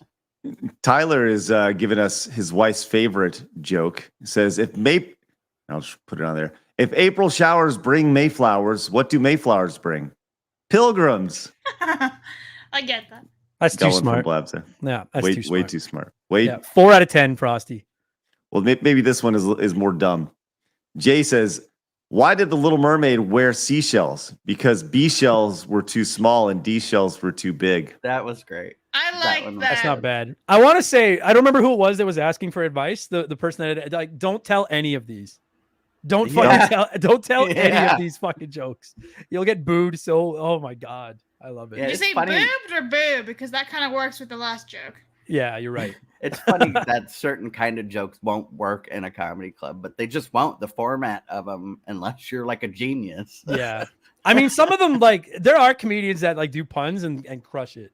Yeah. But I fucking. They're the pun geniuses. They're punny. Fuck. Oh fuck, they drive me crazy. They're punny. That's right. Good stuff, man. I love it. I love it. I offered up the opportunity to ask questions there. We're going to get those in just a little bit. I put that out on Twitter, but I want to put a bow on this comedy conversation here in a minute. Super Sentai guy came in and says, dude, I can hook you up with the Firehouse cheap. Oh, get at me, Super Sentai guy. Well, wait, I hope you're in Canada, because like shipping in and out of Canada is Oh yeah, ridiculous. fucking insane. People keep asking me, when are you going to start selling podcast hats? Like, you guys have the hats to sell a fucking, like, to ship a hat out of. Okay, so when I first launched my Patreon, I was trying to get to 200 Patreons. So I said, when we get to 200 Patreons, I'll ship everybody a lanyard, a Remember the Game lanyard. And I was like, I can ship them in white envelopes. They'll cost me $2 each. Perfect. Then I went to ship 225 lanyards and found out that they're 1/8 of an inch too thick to go in envelopes. So they all had to be sent as packages. and shipping a package out of Canada, the cheapest rate was like $12. Those lanyards cost me like $2,000. Jeez. I learned a very valuable lesson that day. Well, and that's So, stupid because I'll just say this: my mom is a manager at the post office, and they can just run it on a D3 machine. All they have to do is put it in a different machine. well, but here in Canada, they need to get by the polar bears and stuff. That's the problem. See, Look like this. Those lanyards are fire, though. Right? they are fire. They are fucking good lanyards. Yeah. Hey, Sentai Bucks, guy, message me on Twitter, okay? I want to. Also came in with some shame for Frosty. Says you got to bring more than that. Thank you so much for the 100 bits over on Twitch. All right. So in your time as a and by the way, over on Rumble, Real Raw Blog wants to know if there's any gaming news. Yeah, we talked gaming news today, but today we're talked gaming news early on, and by new gaming, like we do it every day, but today's a little different. So let's put a bow on this when it comes to your time as a comedian. I don't know. Is there anything that you feel that you learned that you wish you would have known early on when it came to your time? You know, making the jump. Obviously, you talked about wanting to do that early. I don't. Give us that's a generic ass question. I don't want to ask that. What's the most ridiculous story that you can remember? Surely there's like a story that you go to every single time that something happened in a comedy club. Some lady was there. She was drunk as fuck, whatever, sure. Or some corporate outing. Give us some crazy ass story to finish us up here. Okay. So one would have been the time that guy got arrested. Like that is always one of my go-to stories. Cause I'm like, that's fucking never again. I hope. One of the stories I like to tell people when I first started, I'd been, I don't know, it was like a year and a half in. And we did a show in Fort McMurray, Alberta, which I think most people know where for. It's a big oil sands. It's very, very northern Alberta. It's about a 6-hour drive from Edmonton, and it is a fucking dangerous drive in the winter on these like highway roads that are frozen and everything. So we did this gig, and it was supposed to be at a sports bar there, and I was the opening act. And we get into town, and there's maybe 6 people there, and we're like, fuck, because we're getting paid on the door for this gig, so we're getting paid on ticket sales. So then the headliner gets in an argument with the owner of the bar and says, you didn't promote this very well. You have to pay us. I think he got us like $400.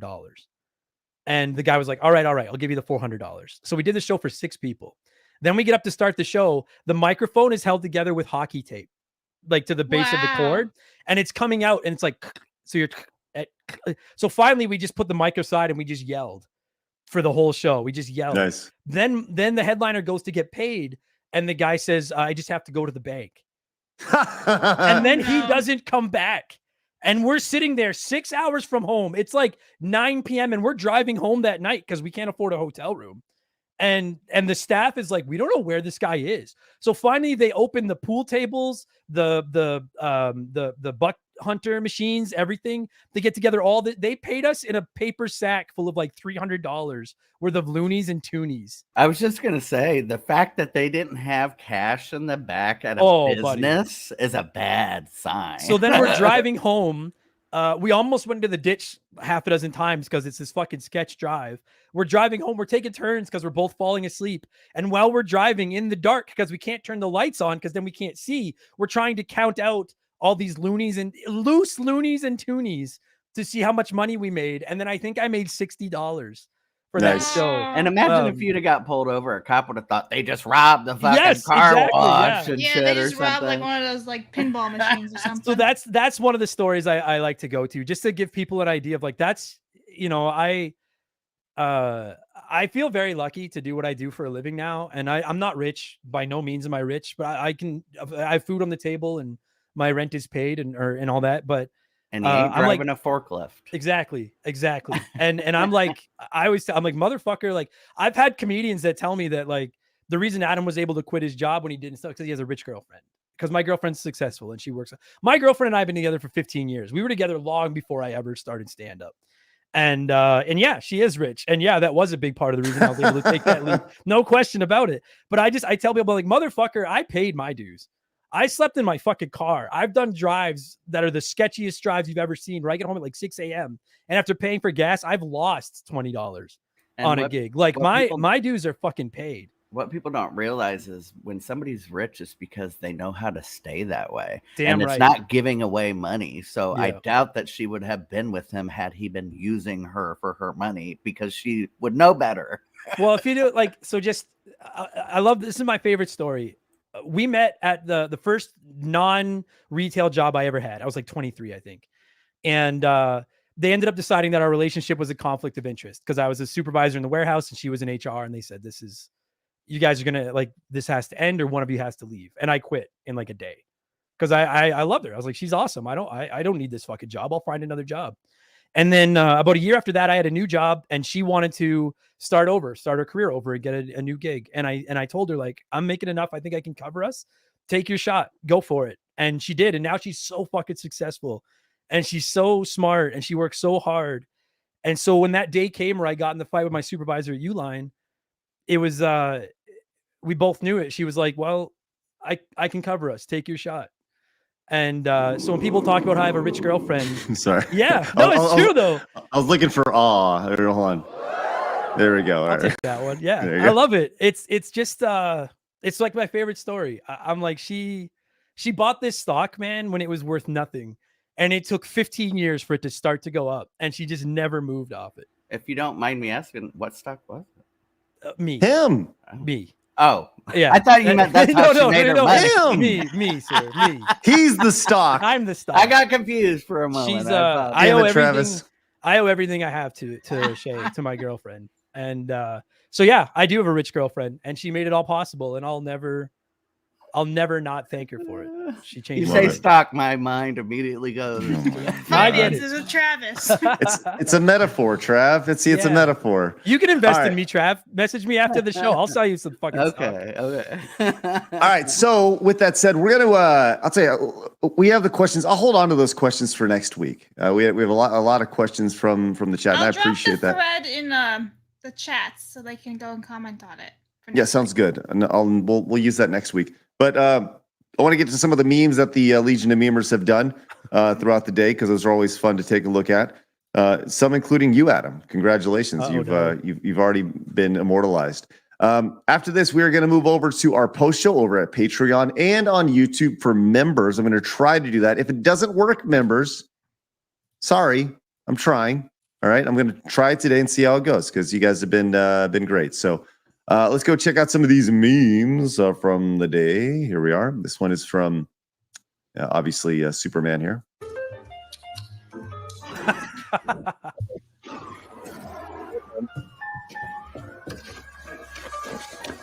With the mirror, by the way. Honey! What? Where's my super suit? What? Where is my super suit? Wait away. Where? Why do you need to know? I love it. It's everything you wanted, right? Yeah, it's perfect. That's No the best Green scene in Rock's that the movie best. too. That's money. We got another one here. Let's continue on. Oh, nice. Look at your little legs go. Look at me go. I'm so happy. That's lovely. Stuck the landing. Yeah. Boy. Amazing stuff. That's dope. That is dope. It's dope as shit. Retweet the shit out of that. Let's go. All right. And then we have another one. Oh, here you go, Adam. Okay, we have the difference between the American version of, I guess, Netflix and or side scrollers and the Canadian version. Way back. There you go. Spot on.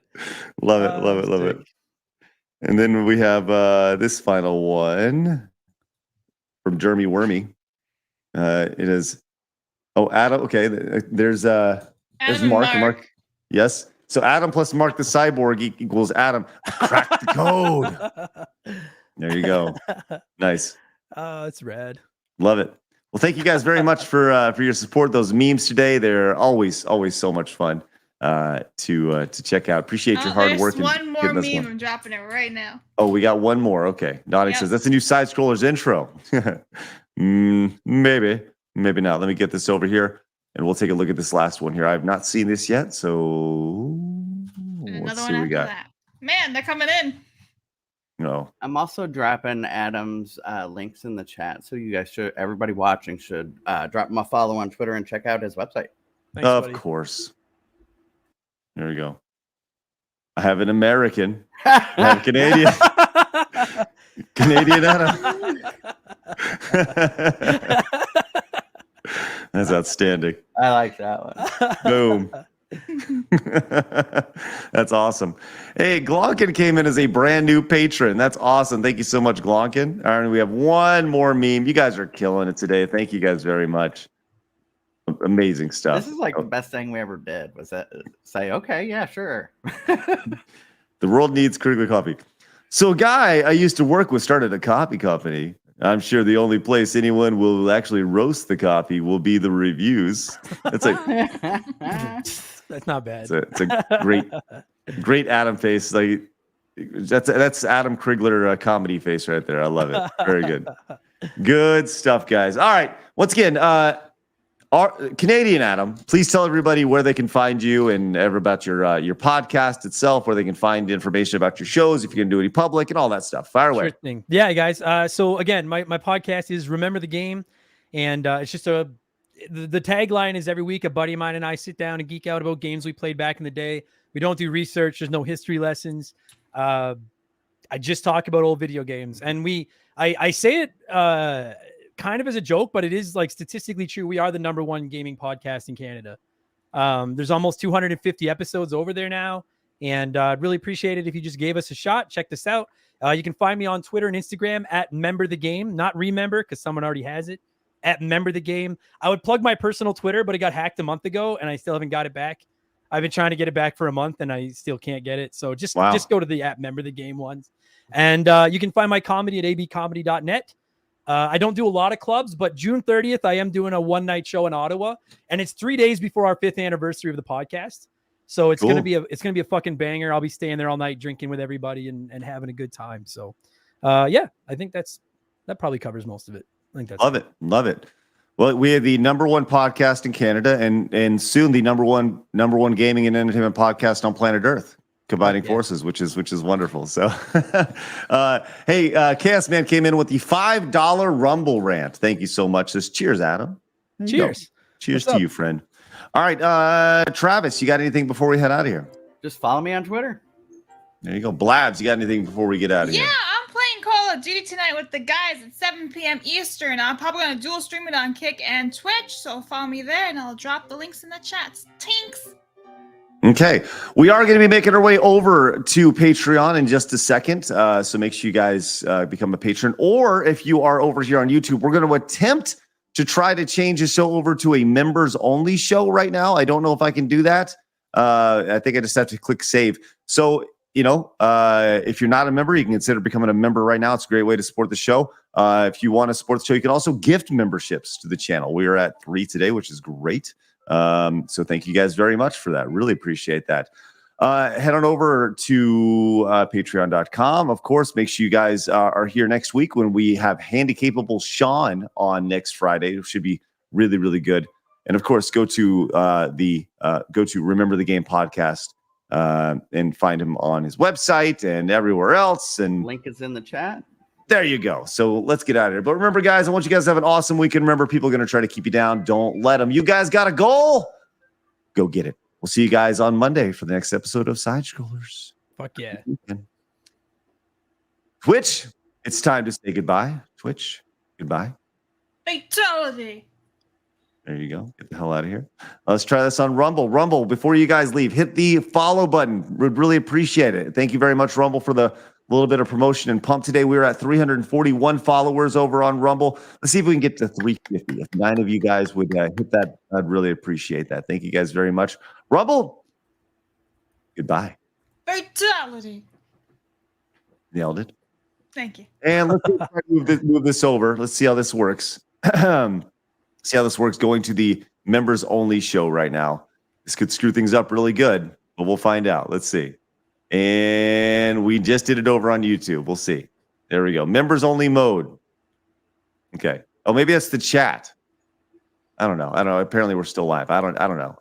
So we're still live. It's just the chat that's members only mode, so they can only comment. Well, I'm not doing that bullshit. Let's see. Anyone can do that. Let's see. Yeah, we can't complain about all of them if they can all see us. No. Listen. I'm not going to do that. Okay. So it looks like we'll have to just do a. Oh no, hold on. That's customization. Let's send messages, details. Oh, here we go. Do I got it? Members only. Here, I'm going to try this now.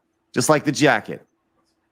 Just like the jacket. Members only. All channel members. Got it. Okay, let's try it now.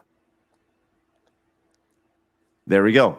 Your members only live stream has been created. Eligible members with notifications turned on will be notified. All right, so we should be good.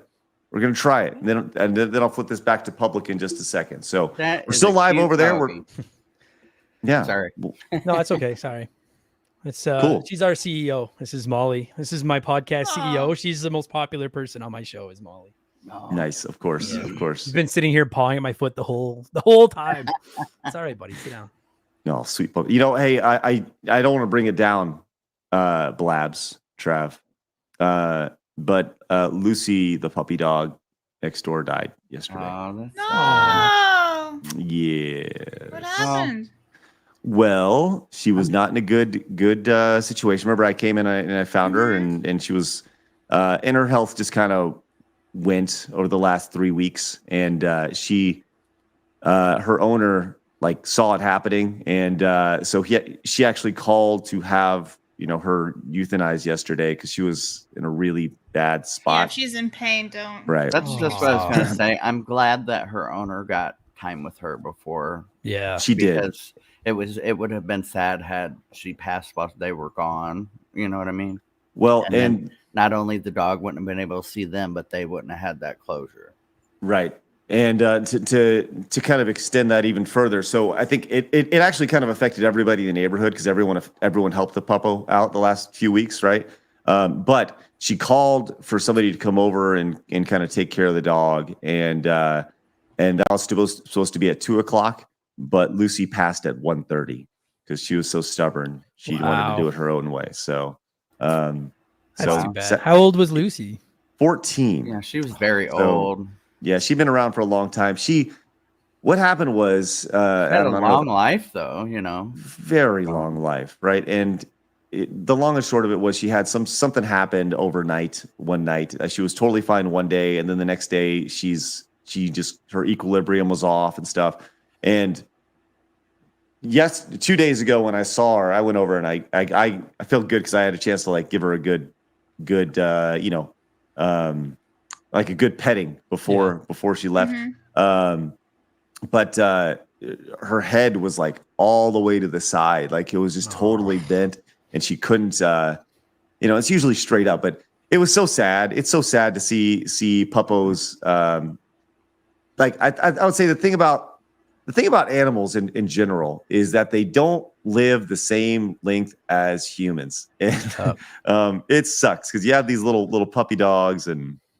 Yeah, whatever. From her behavior and how she was acting that one day, I thought she had possibly had a small stroke, and at her age to recover from something like that is like, monumental undertaking. Let's not talk about this. My 15 and a half fur baby just had like a seizure last week. So. Oh, so sad. Well, listen, it sucks. But with that said, I'm sure she's going to get a new puppy dog, and I think that's the one. That's the. That is the circle of life at the end of the day is I will say this about having animals is when you have an animal that passes, it teaches you how to deal with loss. And that is probably you get the best and you get the worst of having an animal. Yeah. And and the positives, she was loved, clearly, Animals are the epitome of that. Better to have loved and lost than to have never have loved at all. Like Molly's 13 now. She's starting to lose her sight, but like she's still good. And I know that the day is going to come and it's going to be the worst day of my life. But I'm like, I wouldn't trade the last 13 years for anything. Especially with dogs like that. She still looks like a puppy. Yeah. I thought she was a puppy when I saw her. No, she's aging. She's aging the exact opposite that I am. She's aging so well. I'm aging like a fucking banana, but she's aging great. So. That's awesome. Right. Oh, that's awesome. Anyways, yeah. So just wanted to give you an update. I thought, Adam wasn't super happy. American Adam wasn't super happy with doggo talk last time, but it is what it is. So I will say this, man. My sister had a dog that lived to be 22 years old. Wow. What kind of dog? I don't know, crazy. fucking Thor. I don't Is know, this like, a superhero. eternal life dog. And but by the time it was done, it was blind. It couldn't walk. It would just like walk into walls, and it was one of those things where poor little Bobo was, it was like alive just to be alive. Yeah. It wasn't, and it was so sad to kind of see Bobo just walk into things. So My friend Kendall had a dog, and she was huge, probably 200 pounds, a huge Rottweiler. And the day that she couldn't pick herself up to potty and she pottied on herself, they knew it was like, because she was such a good dog, she never pottied inside. And the fact that she did that, you know what I mean? She clearly felt guilty about it. You could tell by the look on her face. of course, It was too much. So let's end on something a little higher. And by the way, Rob on Wheels came in with the super chat during a member stream. That's interesting. Thank you very much, Rob. Appreciate that. That's amazing. Hey, Rob. Hey, what up, Rob? Really appreciate that. It says Rip Lucy. That's right. Rip Lucy indeed. Also Rip Bojangles. I don't know if you guys have been following this or not, but Bojangles has been coming in. This is just a user who just is like, this place sucks. Craig's a failure, blah, blah, blah, blah. And sure enough, here we are. We have a nice little biscuit burn. Bojangles, the chicken shack. He actually had two accounts too. When you timed out the one, then he came in and said, well, Craig's pissed and he's just a sore loser, so I banned both of them. I saw that when you invited to let him call into the show. Bojangles is a DSP fan. Oh, is he? You're getting Okay. that's what it is. You're getting the wrath of okay. It's one thing DSP if you want to come in and have a conversation and disagree with people, you just show up and say you're so shit. Like, okay, like whatever. Man, okay. I've said it before. I've always said people that heckle at comedy clubs, like, I don't care if you heckle. We should set up a second stage over in the corner with a spotlight. Like, if you want to chirp, get in front of everybody and chirp. Right. And I will fucking embarrass you. But like, to just say it in a chat or to yell it from the crowd, I just laugh at them. I'm like, okay, right. Fucking Because way to be anonymous account. Yes, online. that's Fuck exactly right what off. it is. I don't He's give a hiding behind fuck his what you think. anonymity while we're on camera. You know, Go give DSP some pulls, Bo. You fucking loser. Yeah, it's. Anyways, I think you're right. The anonymity of people online, and that's why leading up to the DSP interview, I was like, I want to know who I'm talking to, and there was like pushback on me who were like, people like, he wants to dox people, and it's like, no, I just want to see your face so I know who I'm talking to. Yeah. Right. Yeah. If you're gonna give me information, I want to know who you are. Yeah. To validate that information, and so like I actually think that'd be a really interesting twist on a live stream, like where everybody has to have a camera on type of thing. Like there's no anonymity, because the reality is that when somebody like that comes into your chat and you say, okay, fucking let's go talk about it, they go, and they just vomit all over themselves and they look like assholes. They look like bigger assholes than they already are. So it's always fun to kind of see that reaction from folks. Oh, it's the best. Like, I've been fortunate, like in 5 years of the podcast, I think I've blocked 4 people. Like, it's been very, very few negative people. And I don't even care if you want to like make fun of, I don't give a, like, if you want to make fun of me, you go. The only time I've ever blocked somebody is either for being ignorant to like you remember, I mean, I don't know where Blabs and Trav, where you guys are from, but you're in Texas, right? I'm in Dallas. Yep. Yeah. So remember, you guys got, I'm sure you're gonna remember, you guys got froze out a few years ago, like shit hit the fan down there. Yep. I had just tweeted and just said like, hey, I know I have some listeners down there. I hope you guys are all doing okay. And someone came in and was like, they're a bunch of pussies. It's 82 and sunny in Florida or something. And that was the first person I ever blocked. And I was like, that's how much it takes to, like, how big of asshole are you? Like, it's fuck me. Like, but the internet's full of them. The internet's fucking, it just drives me like, it's that 5%, baby. Exactly, man. It just fucking like, just no balls. I have no respect for it. Those relatives, when you go to like family reunions, that you say beforehand to your mom or your dad or your brother, man, I don't want to fucking talk to them. That's the 5%. Yeah. Yeah, it is. It is. It's just, I don't know. It is what it is. More I like just ignore it. 15% in my family, but I feel like ignorant and not rude, but like stupid. I just don't pay attention to, like, I don't watch the news because I think it's depressing and I don't like it. I just focus on like video games and wrestling and Lego and the Ninja Turtles and comedy. I And just- follow stay in politics, my but I bubble. have to like take doses of it. You know Yeah. what I mean? Yep. And because like if I look at every day's news all at once, I'll probably throw up. Totally. Like we have an election coming up here in Alberta in the next like 6 weeks. And Good so luck. it's right about now I'll really start because like I have no allegiance. I'll vote for whoever I think is gonna fuck it up the least. Who's not a liar? Well, I don't think They're that all exists. liars, but But Good yeah, I luck. don't think that exists. But Right. I'll vote for whoever fucks it up the least. But other than that, I'm like, you know, like I said it, I know it's cliche, but I'm like, for all we know, we get one shot at living on this rock. I just want to be happy and enjoy it. yeah. I don't want to look at stuff that brings me down. Actually, So- that's. I asked my mom once. I said, "Why don't you follow politics?" I said, "All of this matters to you, and should matter to you because it affects you." And she said, "If I watch it, my life is going to be miserable. Yeah. So why would I watch something that's going to make me miserable?" And I said, "Hey, you got a fucking point." Because when I was hard into it, I would be like, because I have anxiety, Depressed. it would give me anxiety. Like, Yeah. Like Yeah. in 2020, I was like, I can't keep living like this. oh, Like, especially Yes. during the COVID shit. That was Yeah, I get horrible. made fun of by some of my friends and other comedians sometimes because I just don't know anything about what's going on. But I'm like, I feel like I'm happier than most of you. Yeah, I'm gonna You live know, 10 like years it's- longer than you. Hey. Yeah. So Right. anyway, Well, it like that's such a ridiculous conversation. Like I say this yesterday, I was like really down in the afternoon. I was like, God, what the fuck is wrong with the world?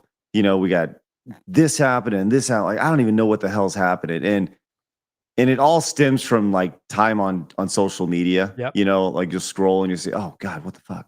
You know, but it's just like, oh my God, it's so frustrating. And like, what are you gonna do? What can you do about it? You know? Am I gonna go and you know, and run for office to try to change things? No, I'm not a corrupt piece of shit. yeah. You know, so Well, and that's the sad part. I'm going to complain about it online. Shit's Yeah, stacked. yeah, If exactly. you are an honest guy and want to make a difference by running for something or whatever, it's stacked against you because you're not willing to break the rules Yeah. to win. And if you're Mhm. not willing to break the rules or at least bend them, then you're going to lose. It's Yeah, I've just always plain and said simple. like if we could just like if there was just like a normal person, like just a normal, honest, nice, not rich, not corrupt, Yes. normal person, I'd be like, I don't even care what your policies are. I'm gonna vote for you just because you're not one of. It's just it's. I've And you said know the what's same fucked is thing. I guarantee you when they like when our nations were formed and they came up with the whole concept of it, I'm sure it was good intentioned. Of It course. was like we'll let everybody vote, and then whoever gets the most votes, that's who most people seem to want in charge, and then they'll be in charge, and we'll live our lives happily. And then money, dude, money is the root of all evil. I know it's a cliche thing, but money. I'm It's like just- you. I used to say we need more teachers, we need more factory workers, we need more fast food workers being in Congress. Why? Because I'm tired of fucking lawyers. Their job Yeah. is to lie and argue, and Yeah. they're all fucking lawyers. Get them out of there. Get a fucking scientist in there. You know what I'm saying? A school teacher or something. Like just somebody normal, like you said. Yeah.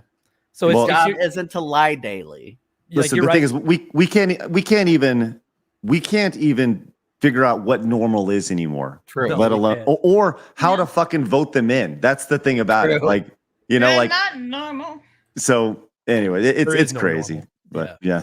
And All and right, to- let's people go. will say this is a political conversation. It's apolitical, meaning it's both sides. We're complaining about both sides. This is as political as I get. Is I just Yeah. hate all of them. That's as political as I get. I hate them all. yes. So I've actually been offered a chance to do fundraisers for 2 of the parties here in Alberta, and I turned them both down Good because I for just you. was like, I don't Yeah. like either of you. I don't You like both any of you. Suck. Yeah, Love Hmm. it. vote Quimby. So Is that Quimby from The Simpsons? it sure is. Yeah. Nice, I Vote love it, Quimby. love it. Love that. Yeah. All His right, let's slogan get is outta if you were here. running for mayor, he'd vote for you. So All right, hey, you members over on YouTube, thank you very much. You patrons over on Patreon, thank you very much. Did you guys like this like member only style thing? Hopefully you guys did. I just realized that this will actually be available on the archive, actually, for those who are watching on YouTube. So fuck me. This whole idea is wrong, and I screwed up because it doesn't make it exclusive anymore. But whatever, you know. But they can't watch it live. So That's Yeah. right. Should have been here Suckers. live. All right. So- You Let's could get out always of here. delete it too, or private it, or whatever. No, I'm not going to delete anything ever. Adam, thank you so much for joining us, buddy. Appreciate you. Thanks for having me, guys. This was a This lot was of fun. fun. I like Yeah. Canadian Adam. I'm gonna embrace that. I like And that. I love it. It was nice to meet you. Likewise, Lads, all of you. Trav, have a good night. Good weekend. Be safe this weekend. And you too, G2s. We'll catch you guys later on. Until we see you then, bye-bye. See you guys. Bye.